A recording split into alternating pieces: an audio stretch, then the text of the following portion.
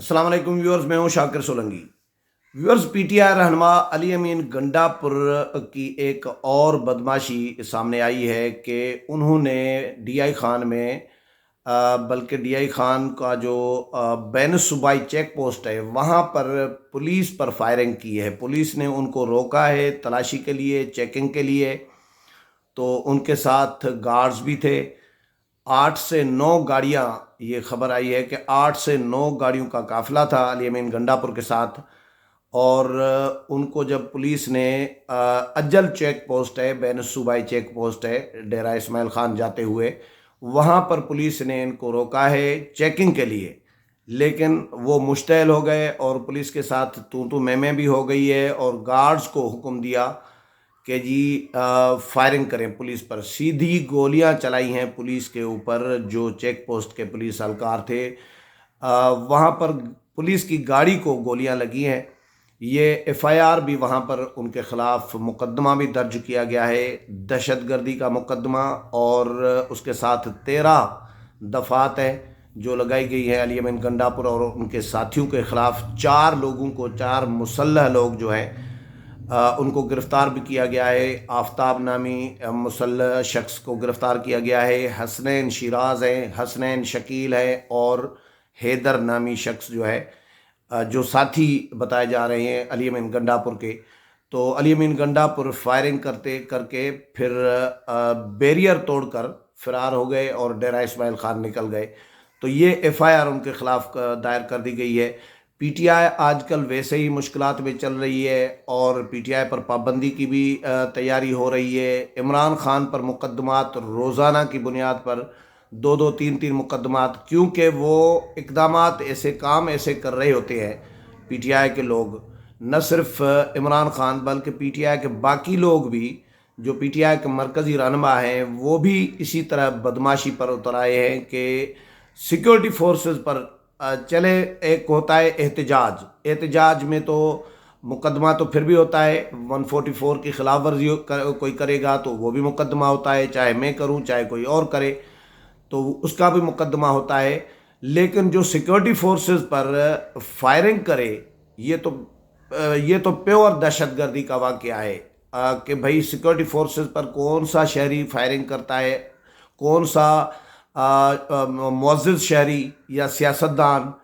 یا کسی کو رائٹ ہے، یہ تو دہشت گرد کر رہے ہوتے ہیں حملے سیکیورٹی فورسز کے اوپر۔ تو چیکنگ کرنا، یہ سیکیورٹی یا چیک پوسٹ کیوں لگایا جاتا ہے؟ اسی لیے کہ بھائی چیک پوسٹ ہے، بین صوبائی چیک پوسٹ ہے وہ بھی، تو وہاں پہ چیکنگ ہو، لیکن یہ اپنی چیکنگ بھی نہیں کروا رہے اور نہیں کروانا چاہتے کہ بھائی آپ قانون سے، آپ آئین سے، آپ ماورا تو نہیں ہے۔ پی ٹی آئی کا اگر رہنما ہے تو وہ قانون سے بالا تر تو نہیں ہے، لیکن وہ چیکنگ نہیں کروا رہے اور فائرنگ کر دیتے ہیں۔ تو دہشت گردی کا مقدمہ ہوا ہے ان کے خلاف، اور یہ بھی خبر آئی ہے کہ جی اسلحہ بھی یہ جو مسلح شخص 4 جو لوگ گرفتار کیے گئے ہیں، باڈی گارڈز جو ہیں ان سے شراب کی بوتلیں میں ملی ہے۔ اب شراب کی بوتلوں میں تو مشہور ہے علی امین گنڈا پور صاحب۔ شہد کی بوتل آپ کو یاد ہوگا، بنی گالہ کے باہر سے احتجاج میں شہد کی بوتل نکلی تھی، شراب کی تھی، لیکن علی امین گنڈا پور نے کہا کہ جی شہد کی بوتل ہے یہ، تو آپ نام کوئی بھی دے دیں، لیکن علی امین گنڈا پور ویسے ہی متنازع کردار رہے ہیں پی ٹی آئی کے اندر، یعنی سیاسی جماعتوں میں۔ جب امور کشمیر کے وزیر تھے تو یہ پیسے بانٹتے ہوئے ان کی ویڈیو سامنے آئی تھی، آپ کو یاد ہوگا کہ کشمیر میں لوگوں میں لاکھوں روپے بانٹ رہے تھے کہ جی ووٹ پی ٹی آئی کو دینا ہے، ترقیاتی کام جا کے کراؤ، لوگوں میں بانٹو اور ووٹ خریدو۔ تو یہ ویڈیو بھی آئی تھی۔ پھر الیکشن کمیشن نے نوٹس بھی لیا تھا، ان کو کشمیر سے نکل جانے کا حکم بھی دیا تھا الیکشن کمیشن آف پاکستان نے، لیکن وہ نکل آئے تھے ایک دن، دوسرے دن اس وقت کے وزیر اعظم اور پی ٹی آئی کے چیئرمین عمران خان صاحب ان کو اٹھا کے وہاں پر بٹھا دیا، یعنی الیکشن کمیشن کے احکامات کی دھجیاں اڑا دی سٹنگ وزیر اعظم اس وقت کے عمران خان اور وزیر جو ہیں امور کشمیر کے، انہوں نے۔ پھر یہ گلگت بلتستان میں الیکشن ہوئے، وہاں پہ بھی یہ مسلسل دھاندلی کراتے رہے، اور وہاں سے بھی الیکشن کمیشن نے نوٹس لیا تھا، ان کو نکل جانے کا حکم دیا تھا، لیکن وہاں سے بھی نہیں نکلے تھے۔ تو اس کے علاوہ بھی بہت سارے کردار، ایک آڈیو لیک ہوئی تھی جس میں وہ اسلحہ لانے کے لیے کہہ رہے تھے، اکٹھا کرنے کے لیے کہہ رہے تھے کسی شخص کو، اس پہ میں نے پروگرام بھی کیا تھا کہ جی اسلحہ اکٹھا کریں اور جتنے لوگ لا سکتے ہو لوگ بھی لائیں، اسلحہ بھی لائیں، ہم نے لڑائی کرنی ہے، جھگڑا کرنا ہے، چھوڑنا نہیں ہے۔ یہ علی مین گنڈا پور کے جو اقدامات ہیں یا ان کی جو حرکتیں ہیں وہ تو سب کے سامنے ہیں، لیکن اب تو سیکورٹی فورسز پر فائرنگ کی ہے۔ تو میں نے پہلا ویلاگ کیا تھا کہ پی ٹی آئی پر پابندی کی تیاری کر رہی ہے حکومت، لیکن یہ جو اقدامات ہیں پی ٹی آئی خود شاید چاہ رہی ہے ان اقدامات سے کہ پابندی عائد ہو، کیونکہ ان کو عالمی سطح پر ان کو سپورٹ حاصل تو ہے عالمی اداروں کی، عالمی ایجنٹ تو ہیں، اس میں کوئی شک نہیں ہے، کیونکہ عالمی دنیا ان کو جو پیسے دے رہی ہے، جو ڈالرز، پاؤنڈز، پتہ نہیں کون کون سی کرنسی ان کے پاس آئی ہے، اربوں کھربوں روپے ملے ہیں کہ پاکستان کا نقصان کریں، پاکستان کا دیوالیہ نکالیں، پاکستان کی معیشت تباہ کریں، پاکستان کو بدنام کریں عالمی سطح پر۔ مودی اتنا کچھ نہیں کر پایا جتنا عمران خان نے پاکستان کو بدنام کرنے کی کوشش کی ہے۔ انڈیا یا مودی یا انڈین ایجنسی وہ اتنا نقصان نہیں کر پائے فوج کا، سیکورٹی اداروں کا، آئی ایس آئی کا، جتنا عمران خان نے بدنام کیا۔ سچی بات تو یہ ہے۔ اسی طرح معیشت بھی 71 سال میں، 72-73 سال میں اتنا 71 سال میں اتنا قرضہ، بیرونی قرضہ تمام حکومتوں نے مل کر بھی نہیں لیا جتنا عمران خان نے 3.5 سال میں، پونے 4 سال میں لیا ہے۔ تو یہ بے روزگاری کتنی عمران خان نے کی۔ حکومتی جو جماعتیں ہیں، اتحادی جماعتیں، وہ تو 50 لاکھ سے زیادہ لوگ بے روزگار کہہ رہی ہیں، لیکن چلو 50 لاکھ سے کم کیے ہوں لیکن بے روزگار تو ہوئے۔ ایون میڈیا سے 10,000 لوگ سے زیادہ لوگ بے روزگار کیے تھے، بہت سارے اینکرز بے روزگار تھے۔ تو انہوں نے وعدہ تو کیا تھا، جھانسا تو دیا تھا لوگوں کو 1 کروڑ نوکریوں کا۔ 1 کروڑ نوکری کس کو دی تھی؟ 1 کروڑ نوکری، ایک نوکری کسی کو نہیں دی، بلکہ لاکھوں لوگوں کو بے روزگار کیا تھا۔ تو معیشت کو تباہ کرنے میں کوئی کسر نہیں چھوڑی۔ سی پیک کا معاملہ ہو، کشمیر کا معاملہ ہو، آئی ایس آئی کا معاملہ ہو، فوج کا معاملہ ہو۔ پہلے باجوہ صاحب باپ بنے ہوئے تھے، جب ان کے ساتھ تھے، حمایت کر رہے تھے، سپورٹ کر رہے تھے، سر عام کھلے عام سپورٹ کر رہے تھے، اس وقت باپ بنایا ہوا تھا۔ یہ شہریار آفریدی نے پریس کانفرنس میں کہا تھا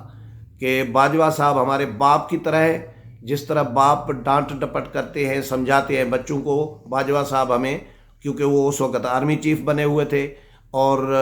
ان کی سپورٹ کر رہے تھے، اس لیے باپ بنا ہوا تھا۔ لیکن جب وہ ہٹ گئے اور حمایت ختم کر دی تو اب ٹرائل کا، کورٹ مارشل کا، کارروائی کا مطالبہ کر رہے ہیں عمران خان بھی، پی ٹی آئی کے لوگ بھی، کہ باجوہ کے خلاف ٹرائل کیا جائے باجوہ کا اور کورٹ مارشل کیا جائے۔ یہ جو موجودہ آرمی چیف ہیں، ان کو پہلے منت ترلے کر رہے تھے، پیغامات دے رہے تھے صدر مملکت کے ذریعے، مختلف چینلز کے ذریعے کہ جی ملاقات کے لیے وقت دیں، ہمارے اوپر آشیرواد کا ہاتھ رکھیں، ہمیں گود لے لیں، ہمیں اپنا لیں۔ تو لیکن جب موجودہ army chief general Asim Munir نے ان کو انکار کر دیا کہ بھائی ہمارا کام نہیں ہے، یہ سیاسی جماعتوں کا کام ہے، سیاسی جماعتیں جانیں، آپ جانیں، اور ہم آپ کی فیور یا آپ کے ساتھ کوئی مدد آپ کی نہیں کر سکتے۔ تو اس کے بعد اب موجودہ آرمی چیف کے خلاف عرضہ سرائی شروع کر دی ہے عمران خان نے۔ تو یہ جب اس طرح کے اقدامات کریں گے تو پھر مقدمات تو ہوں گے، پھر پابندی کے لیے بھی تیار رہے، اور یہ پھر سیکورٹی فورسز پر، ایک میں نے کہا نا کہ ایک ہوتا ہے احتجاجی مظاہرہ، مظاہرے کے دوران کارکنوں کو روکا جائے اور وہاں پہ تو شیلنگ اور پتھراؤ اور یہ ربڑ کی گولیاں، وہاں پہ بھی فائرنگ نہیں ہوتی، وہاں پہ بھی ربڑ کی زیادہ سے زیادہ انتہا پر کام جائے تو ربڑ کی گولیاں استعمال کی جاتی ہیں، اور یا فائرنگ کی یا اپنا شیلنگ کی جاتی ہے، لاٹھی چارج کیا جاتا ہے، ادھر سے پھر پتھرا ہوتا ہے۔ یہ اسلحہ اور گولیاں چلائی جائیں، سیکورٹی فورسز پر فائرنگ کی جائے، سیدھی فائرنگ، اور انہوں نے جان بچائی ہے بڑی مشکل سے، بمشکل انہوں نے، پولیس اہلکاروں نے جان بچائی ہے۔ گاڑی کو، پولیس کی گاڑی کو بھی گولیاں لگی ہے، جو رپورٹ ہوا ہے، میں آپ کو وہی بات بتا رہا ہوں، میں بھی کوئی ایسے ہی خبر، ہوائی خبر نہیں دے رہا، لیکن یہ مقدمہ درج ہوا ہے کہ پولیس کی گاڑی کو گولیاں لگی ہے، انہوں نے سیدھی گولیاں ماری ہے۔ تو اب علی امین گنڈا پر یہ مقدمہ بھی ہوا ہے، لیکن پی ٹی آئی کی پکڑ دکڑ بھی چل رہی ہے اور پابندی کی بھی تیاری ہو رہی ہے۔ پابندی جب باضابطہ عائد ہو جائے گی تو اس کے بعد پھر باضابطہ طور پر پی ٹی آئی کے خلاف بڑا ایکشن جو ہے، کریک ڈاؤن جو ہے وہ کیا جائے گا۔ امید ہے پروگرام پسند آیا ہوگا، اگلے پروگرام میں پھر ملاقات ہوگی، تب تک اجازت چاہتا ہوں، اللہ حافظ۔